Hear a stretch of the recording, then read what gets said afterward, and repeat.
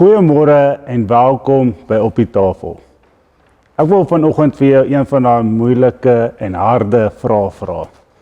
Wat doen jy met jou storie? Wat doen jy met jou getuie, met jou storie van hoe Jesus jou lewe verander het en waar jy jou lewe omgedraai het na Jesus toe?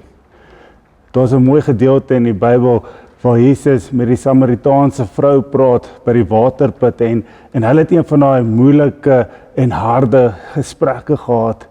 Maar op die einde van die dag het sy haar lewe omgedraai na Jesus toe. Sy het haar sonde bely en sy het 'n kind van die Here geword. Maar die mooi gedeelte van daai storie is dat sy het met daai getuie, met haar storie, het sy na haar dorp toe gegaan, na Samaria toe, en so het die hele stad tot bekering toe gekom. Lees saam met my in Johannes 4 vers 39. Baie van die Samaritane in daardie dorp het tot geloof in Jesus gekom, op grond van die woorde van die vrou wat getuig het.